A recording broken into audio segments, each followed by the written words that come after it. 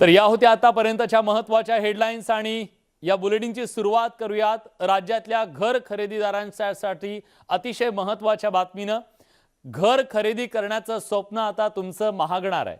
राज्य सरकारनं मुद्रांक आणि नोंदणी विभागानं रेडी रेकनरच्या दरात वाढ केली आहे।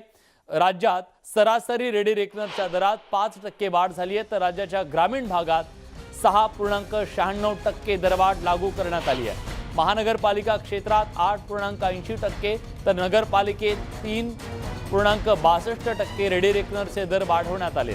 तर मुंबईत रेडी रेकनरच्या दरात 2.34% दरवाढ करण्यात आली आहे आणि याचा परिणाम म्हणून राज्यातल्या घर खरेदी करणाऱ्या नागरिकांना आता घराच्या किमती वाढणार आणि त्यामुळे याचा फटका सर्वसामान्यांना निश्चितपणे बसणार आहे। रेडी रेकनरच्या दरांमध्ये केलेली ही वाढ अतिशय महत्त्वाची आहे, कारण घरांचं स्वप्न आता महाग होणार आहे।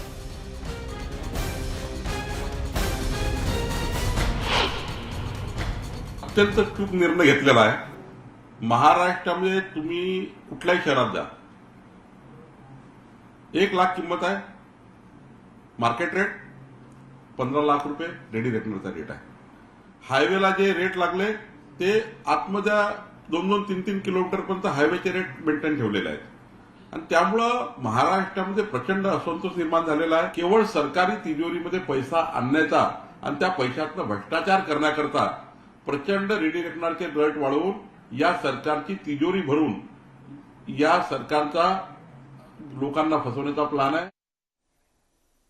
उद्यापासून नवं आर्थिक वर्ष सुरू होत आहे। दरवर्षीप्रमाणे यावर्षीही अनेक बदल उद्यापासून होणार आहेत। ते बदल तुमच्या आमच्या खिशावर थेट परिणाम करणार आहेत। पोस्ट ऑफिस पासून बँकिंग आणि गुंतवणुकीपर्यंत अनेक नियमांचा यात समावेश आहे। उद्यापासून घर खरेदी पासून मेट्रो प्रवास सुद्धा महागणार आहे। याशिवाय औषधांचे दर वाढणार असून इंधन दरवाढीचे झटके सहन करणाऱ्यांना गॅस दरवाढीचा फटका बसण्याची शक्यता आहे। नवीन आयकर कायदा उद्यापासून लागू होणार आहे। पीएफ खात्यावर नवा कर आकारला जाईल। पोस्ट ऑफिसच्या नियमांमध्ये बदल होत आहेत। स्मॉल सेव्हिंग योजनेत गुंतवणूक करणाऱ्यांसाठी सुद्धा बदल करण्यात आलेले आहेत। म्युच्युअल फंडमध्ये गुंतवणुकीसाठी फक्त यूपीआय किंवा नेट बँकिंगद्वारे पैसे गुंतवता येणार आहेत। बचत आणि वेतन खात्यात किमान मर्यादा आता 12,000वर नेण्यात आली आहे। ॲक्सिस बँकेनं हा नियम केलाय। त्याचबरोबर जीएसटीचे नियम सोपे झाले। जीएसटी अंतर्गत ई चलनासाठी व्यवहाराची मर्यादा 50 कोटींवरून घटवून 20 कोटी करण्यात आली आहे। औषधं सुद्धा महागणार आहेत। पेनकिलर, अँटीबायोटिक्स, अँटीव्हायरससह जे इतर औषध आहेत त्यांच्या किमती वाढणार आहेत।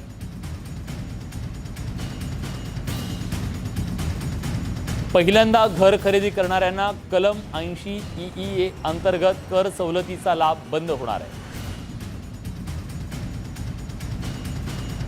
क्रिप्टो करन्सीवर सुद्धा कर असेल। क्रिप्टो करन्सीवर लागणाऱ्या कराच्या नियमात बदल करण्यात आला।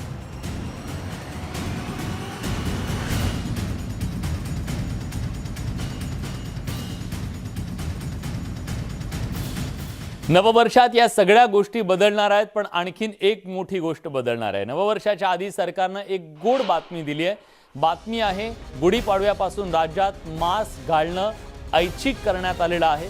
आरोग्यमंत्री राजेश टोपेंनी या संदर्भातली घोषणा केली आहे। राज्यातील कोरोनाचे सर्व निर्बंध काढून टाकण्यात आले, त्यामुळे महाराष्ट्रात निर्बंध मुक्त करण्यात आलंय।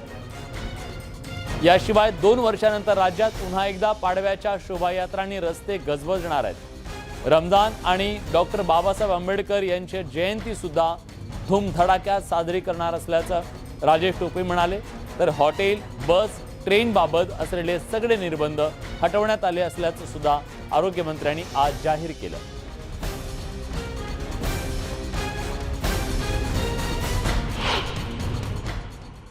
जरीही इंग्लिशमध्ये मॅन्डेटरी म्हणजे अनिवार्य असा नाही, परंतु ऐच्छिक जरूर आहे आणि ऐच्छिक असल्या कारणाने अपील हीच राहील, विनंती हीच राहील की लोकांनी आपली स्वतःची आणि इतरांची काळजी घेण्यासाठी जमेल तेवढ्या मॅक्झिमम पब्लिकच्या ठिकाणी आणि महत्त्वाच्या सगळ्या ठिकाणी आपण मास्क घालावं.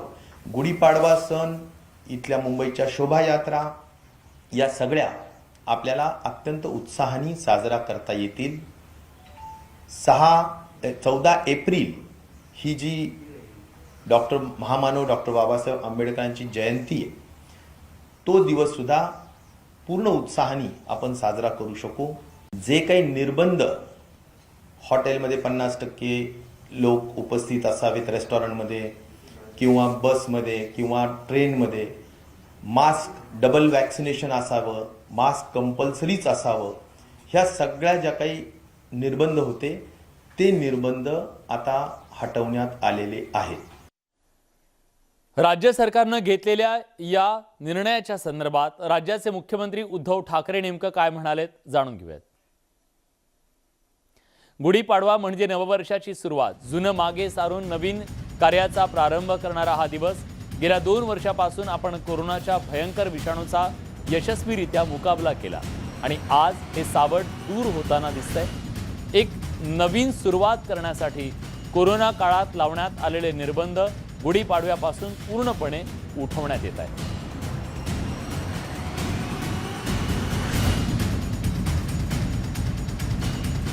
राज्य सरकारनं घेतलेल्या निर्णयासंदर्भात इतर मंत्र्यांनी काय प्रतिक्रिया दिली आहे जाणून घेऊयात.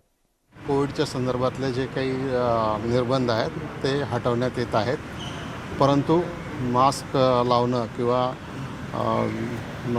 सॅनिटायझर वगैरे वापरणं, या ज्या काही मिनिमम प्रिकॉशन्स घ्यायच्या त्या घेतल्या पाहिजेत. गुढीपाडव्याच्या शुभमुहूर्तावर महाराष्ट्रामध्ये जे काही निर्बंध होते ते सर्व उठवलेले आहेत आणि परंतु कोविड पुन्हा होऊ नये, त्याचं संकट पुन्हा येऊ नये म्हणून काळजी घेण्याची देखील विनंती आणि आवाहन सरकारने केलेलं आहे. गुढीपाडवाच्या निमित्ताने सगळे जे सण येतात, इथे रमजान येत आहे, आंबेडकर जयंती वगैरे सगळे जे येणार आहेत ते सर्वात लक्षात घेऊन जे आहे प्रतिबंध आपण कमी केलेले आहेत. आता टोपे साहेबांनी आपल्याला सांगितलं आहे की काय काय निर्बंध उचलण्यात आलेले आहेत, कारण आत्तापासून मुंबईमध्ये सरळ चाललं पाहिजे, पण लोकांनी थोडी काळजी घेऊन स्वतःहून मास्क लावला तर बरं आहे. यानंतर पुणेकरांसाठी अतिशय महत्त्वाची बातमी आहे. पुण्यात शासकीय कर्मचाऱ्यांसाठी आता हेल्मेट सक्ती करण्यात आली आहे. मास्क मुक्ती झाली असली तरी पुण्यातील शासकीय कर्मचाऱ्यांना आता हेल्मेटच्या वापराबाबत जनजागृती करणार असल्याचं सांगण्यात आलंय. त्यानंतर हेल्मेट सक्तीचा विचार केला जाणार आहे. या संदर्भात आरटीओ अधिकारी अजित शिंदे यांच्याशी संवाद साधलाय आमचे प्रतिनिधी चंद्रकांत फुंदे यांनी. तर पुण्यामधल्या शासकीय कर्मचाऱ्यांना आता हेल्मेटच्या संदर्भातली सक्ती केली जाऊ शकते लवकरच. आधी त्याच्याबद्दलची जनजागृती केली जाणार आहे.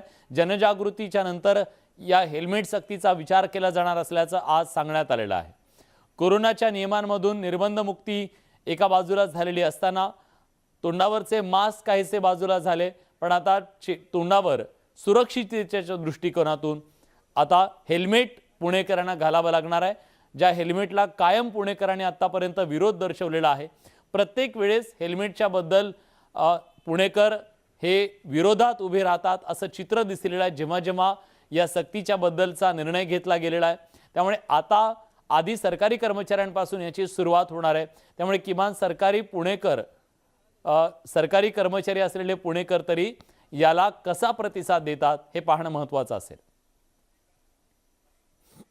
राज्य परिवहन आयुक्तांच्या निर्देशानुसार आज पुणे जिल्हाधिकाऱ्यांनी शासकीय कार्यालय, महाविद्यालय आणि शाळांमध्ये हेल्मेट सक्तीचे आदेश काढल्यामुळे पुणेकरांमध्ये पुन्हा एकदा संभ्रमाचं वातावरण निर्माण झालं. काही पुणेकरांनी नेहमीप्रमाणे हेल्मेट सक्तीला विरोध सुरू केलेला आहे.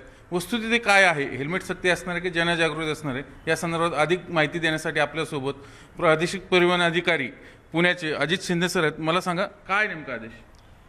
आदेश असा आहे की आपण पाहतो की मोटरसायकलवरचे अपघात हे मेंदूला दुखापत जेव्हा होते तेव्हा प्राणघातक ठरतात.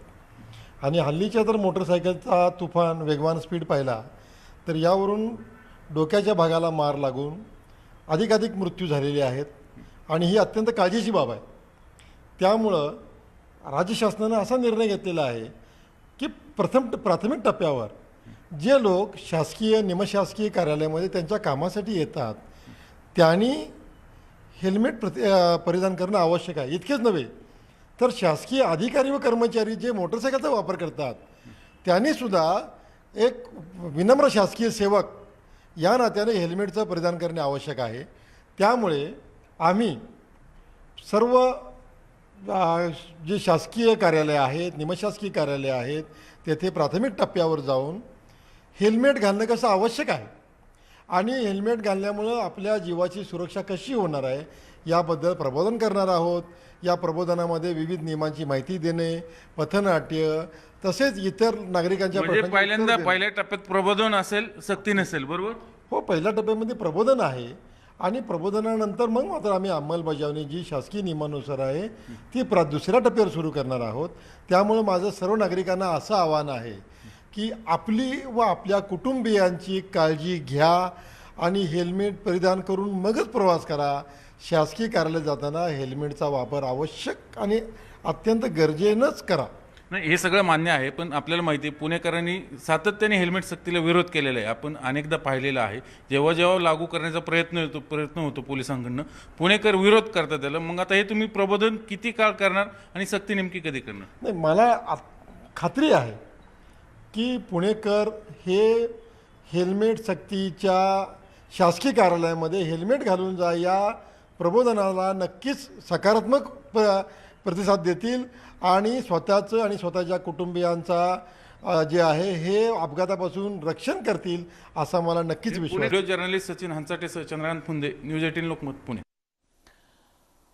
नो हेल्मेट नो पेट्रोल ही संकल्पना नाशिकचे पोलीस आयुक्त दीपक पांडे यांची संकल्पना मानली जाते. मात्र आतापर्यंत अनेकदा या संकल्पनेवरून वाद निर्माण झाला. आता पुन्हा तीच संकल्पना वादाच्या भोवऱ्यात सापडली आहे. नो हेल्मेट नो पेट्रोल वरून पुन्हा वाद. पोलीस आयुक्तांची संकल्पना वादाच्या भोवऱ्यात. नव्या निर्णयावरून पेट्रोल पंप मालक नाराज. थेट पोलीस आयुक्तांविरोधात थोपटले दंड. नाशकातल्या बहुतांश पेट्रोल पंपावर सध्या अनेक बॅनर लागलेत. नो हेल्मेट नो पेट्रोल ही संकल्पना नाशिककरांसाठी काही नवीन राहिलेली नाही. मात्र अत्यावश्यकतेच्या नावाखाली अनेकांनी या नियमांना बगल देण्याचा प्रयत्न केला. संकल्पनेच्या मूळ उद्देशाला हरताळ फासला जात असताना आयुक्त पुन्हा मैदानात उतरले आणि त्यांनी थेट कारवाईचा इशारा देत नियमांची अंमलबजावणी करण्याचे आदेश दिले. असा जे कोणी हेल्मेट शिवाय लोकांना पेट्रोल देत असेल तर असे लोकांवर ते असे चालकांना आत्महत्या करण्यासाठी प्रवृत्त करत आहेत असा गृहीत धरून त्यांच्यावर गुन्हा दाखल करण्यात येईल आणि या अनुषंगाने पेट्रोल पंप मालक चालकांवर सुद्धा कारवाई करण्यात येईल आणि एकपेक्षा जास्त वेळा त्यांनी केसेस केलं तर हा पेट्रोल पंप जे आहे ते धोकादायक झालेला आहे असा गृहीत धरून त्यांना हा पेट्रोल पंप का बंद करण्यात येऊ नये याचे नोटीस पण त्यांना बजावण्यात येईल. मात्र पोलीस आयुक्तांच्या निर्णयाचा विरोध करत पेट्रोल पंप चालकांनी थेट आयुक्तांच्या विरोधात दंड थोपटत गुढीपाडव्याच्या दिवशी शहरातले पेट्रोल पंप बंद ठेवण्याचा निर्णय घेतलाय. एखादी माणसाने दोरी विकली आणि एखादीने फास घेतला तर ते दोरी विकणाऱ्यावर तुम्ही 302 दाखल करणार आहेत का? पेट्रोल आम्ही विकायचं, रस्त्यावर अपघात होतो. आम्ही नो हेल्मेट नो पेट्रोल या कायद्याला आमचा अजिबात विरोध नाही आणि योजना राबवण्यामध्ये आमचं कुठलंही दुमत नाही. पण आम्हाला कोणालाही विचारात न घेता, कोणाशीही चर्चा न करता तुम्ही परस्पर माध्यमांना जाऊन सांगता का पेट्रोल पंप चालकांनी जर पेट्रोल दिलं तर आम्ही त्यांच्यावर आत्महत्येस प्रवृत्त केल्याचे गुन्हे दाखल करू का? निमूटपणे आम्ही सगळं करतोय आणि हे करत असताना आम्हाला दम द्यायचा, बंदुकीची गोळी दाखवायची, काय करायचं? पेट्रोल पंप डीलर्स असोसिएशनच्या पदाधिकाऱ्यांनी पालकमंत्री छगन भुजबळ यांची भेट घेत त्यांच्या समोर गाऱ्हाणं मांडत निर्णय मागे घेण्याची विनंती केली. जेव्हा पालकमंत्र्यांना पोलीस आयुक्तांच्या निर्णयाबाबत कळलं तेव्हा त्यांनीही हात जोडले. ऐन सणाच्या दिवशी पेट्रोल पंप मालकांनी पंप बंद ठेवू नये असं आवाहन पालकमंत्र्यांनी केलं. त्यांनी एवढं सांगितलं तर निषेध म्हणून 2 तारखेला त्यांनी सांगितलं आम्ही सगळेच पंप बंद करू.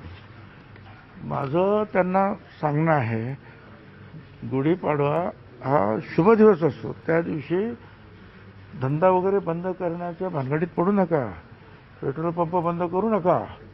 मी त्यांच्याशी बोलतो, तुमच्याशीही बोलतो आणि त्याच्यातून आपण मार्ग काढू. पोलीस आयुक्तांनी घेतलेला हा सक्तीचा निर्णय आमच्याच हिताचा असल्याचं सांगत नाशिककर पोलीस आयुक्तांच्या पाठीशी उभे राहतानाही दिसतायत. पोलीस आयुक्तांनी जो काही निर्णय घेतला आहे तो अतिशय योग्य आहे आणि पेट्रोल पंपावरती आपण जे हेल्मेट सक्ती केली ती एकदम योग्य आहे. त्याच्याने लोकांना हेल्मेट घालायची सवय लागेल. विना हेल्मेट पेट्रोल देऊ नये असा जो निर्णय घेतला तो एकदम स्तुत्य उपक्रम आहे केलेला आणि भविष्याच्या दृष्टीने सुद्धा म्हणजे जे अपघात वगैरे घडतात वगैरे त्या दृष्टीने सुद्धा ते एक चांगला आहे. योग्य निर्णय आहे सर, कारण की लोक हेल्मेट वापरत नाही, त्याच्यासाठी योग्य निर्णय आहे. काय फायदा होतो? ॲक्सिडेंट वगैरे जर झालं वगैरे तर म्हणजे लागत नाही, जास्त मार वगैरे बसत नाही. नाशिक शहराचा पदभार स्वीकारल्यापासून दीपक पांडेंनी नवनवीन संकल्पना राबवल्या. अनेक संकल्पना नागरिकांना पसंत पडल्या तर काहींवरून वादही निर्माण झाले. मात्र दीपक पांडे आपल्या निर्णयापासून मागे हटले नाही. त्यामुळे आत्ताच्या निर्णयावर आयुक्त ठाम राहतात की पेट्रोल पंप मालकांच्या रेट्या पुढे ते माघार घेतात हे पाहणं महत्त्वाचं ठरणार आहे. व्हिडिओ जर्नलिस्ट हेमंत बागुलसह लक्ष्मण घाटोळ, न्यूज 18 लोकमत, नाशिक. महाविकास आघाडीच्या नेत्यांवर पडणारे ईडीचे छापे आता नवीन नाहीत. मात्र आता महाविकास आघाडीच्या नेत्यांचे वकील सुद्धा ईडीच्या रडारवर आलेत. देवेंद्र फडणवीसांविरोधात कोर्टात याचिका करणारे नागपूरचे वकील सतीश उकेंच्या विरोधात कारवाईनं एकच खळबळ उडाली आहे. नागपुरातील वादग्रस्त वकील सतीश उकेंच्या घरावर ईडीनं छापेमारी केली. भूखंड व्यवहारातील आर्थिक प्रकरणाच्या तपासणीसाठी ईडीनं ही धाड टाकल्याची माहिती समोर येते. ईडीच्या ताब्यात असलेल्या सतीश उकेंचे मोबाईल आणि लॅपटॉप जप्त केलेत. त्यांचे भाऊ प्रदीप उकेंना सुद्धा ईडीनं ताब्यात घेतलंय. काँग्रेसचे प्रदेशाध्यक्ष नाना पटोले यांचे सतीश उके हे वकील आहेत.